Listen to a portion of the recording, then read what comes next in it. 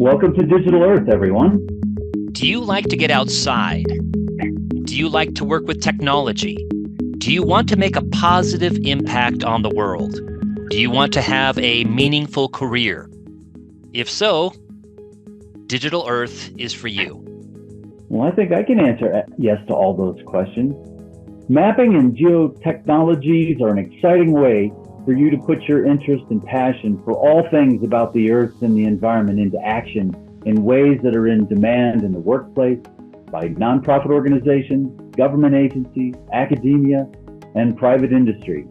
And all of these are incredibly relevant in our 21st century world. Indeed, all 21st century issues, water quality, inequalities, human health, habitat loss, energy, climate, natural hazards, invasive species, and many more take place somewhere. These issues, including the UN Sustainable Development Goals, or SDGs, are global issues that increasingly affect our everyday lives, our society, and our environment, and our communities. These issues exhibit spatial patterns that can be mapped and analyzed and require data in the form of 2D and 3D maps, aircraft and satellite imagery, real-time data feeds from the Internet of Things, and much more.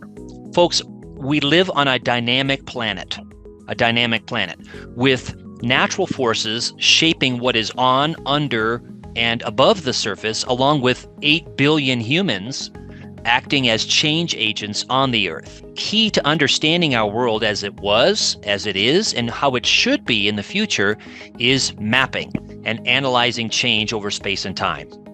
This course provides theoretical foundations and practical applications for social and ecological problem solving through the application of geotechnologies. Geotechnologies include Geographic Information Systems, or GIS, examining the world through imagery collected by drones, aircraft, and satellites, we call that remote sensing, and positioning from GPS, or Global Navigation Satellite Systems. Through a series of readings, videos, and hands-on exercises covering social and environmental themes, issues, and scale, you will learn the fundamentals of exciting and dynamic mapping tools, projections, symbology, data classification and analysis. You will examine web mapping applications, dashboards, and multimedia story maps. You will collect and map field data. You will gain skills and confidence to empower you to be able to use maps as analytical tools to build a brighter, more sustainable, more resilient tomorrow. Our goals for you are to, 1, excite you about thinking spatially and examining and creating maps, and 2, to introduce you to the possibilities and pathways of using GIS in your future, beginning with pursuing courses at the University of Denver, including the DU GIS and Geography programs. What you're about to embark on is a 10-week course. The work for you, our students, is about 4 hours per week. Each week, the course will include 4 elements. One will be to learn. Readings and videos will be available for you to read and watch, and that should take about an hour. The second element is to reflect. Reflections will be based on questions about the readings and videos. Then that may be about 15 minutes per week. And then you start to explore, and that's where it gets to be fun. You'll have immersive hands-on activities where you'll spend about 2 hours per week. And then we'll have some discussion. So we'll have questions about the hands-on activities that you're involved with, and that'll take about 30 minutes a week. And then at the end, we call it Verify, but there'll be a short quiz to assist you as you reflect upon your own learning. Don't stress over these quizzes. This is really just a simple way for you to assess whether the material has become meaningful to you. This course is completely online and asynchronous. Each week's content will take approximately, as Steve mentioned, 4 hours to complete. To get the full learning benefit, you are strongly encouraged to spend time each week working through the content for that week, rather than waiting until the end of the course to do all the work. Not only will there be too much content for you to wait until the end of the course to do, but you'll miss out on the week-to-week fruitful discussions we will have, and your fellow course participants will miss out on your valuable contributions to those discussions. So what we mean by asynchronous, even though we're going through it as a group, is that sometime during week 1, do the week 1 content. Sometime during week 2, do the week 2 content, whenever it's convenient for you to do so.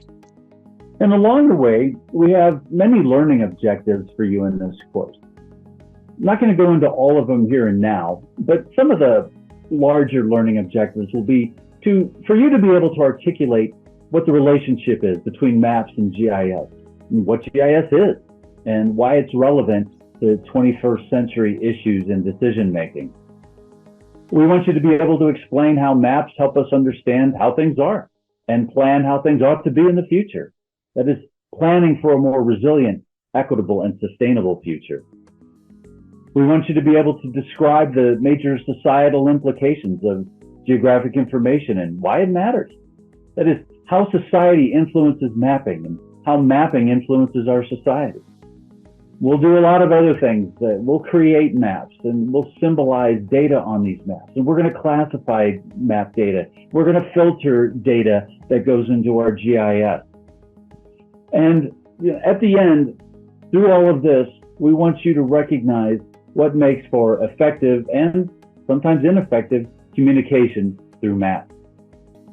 The purpose of this course is really to lay a firm foundation for your successful use of mapping tools by introducing you to the ways that digital maps from GIS can be created, symbolized, and used in visualizations to solve problems, and as communication tools to address these key 21st century issues.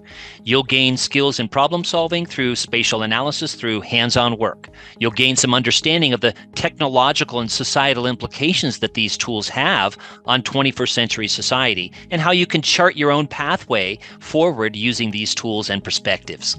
This course has no prerequisites other than a desire to learn, an inquisitive mind, and a goal to be a positive change agent in the world.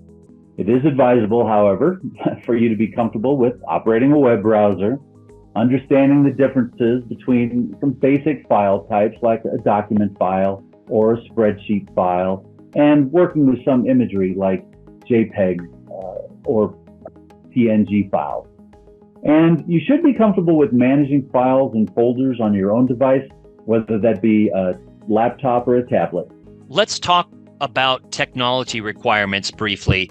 You'll need, first of all, for software, access to Microsoft Office software, Word or Excel, for completion of selected assignments, or the ability to export a doc file via OpenOffice or Google Docs. That's fine too.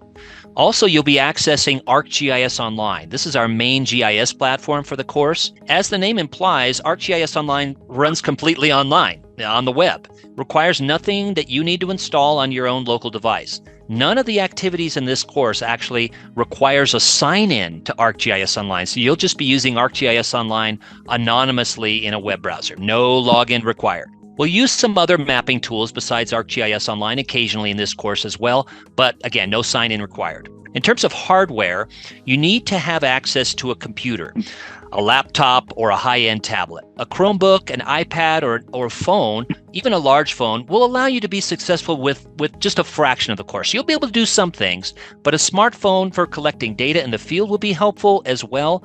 But a small device like a phone is not going to be able to allow you to see all of the interface in the mapping tools that we'll use. A broadband connection to the internet. This is the single most important technology item for this course. Through the 10 weeks, we're going to have a different theme every week. You don't have to write these all down right now, but week 1, we call it Get Mapping. We're going to get started real quick. Week 2, we're going to start thinking spatially. Week 3, we're going to examine space, time, and place. Week 4, we're going to investigate key map elements, what makes a map. Week 5, we're going to try to map and understand the Earth. Week 6, we're going to dig into geospatial data. Week 7, kind of a fun one, maps, apps, and map design. They're all fun, but that's a good one of my favorites. Week 8, we're going to think critically and analyze. Week 9, we're going to consider data quality and ethics. And then week 10, we're going to examine key forces, trends, and skills.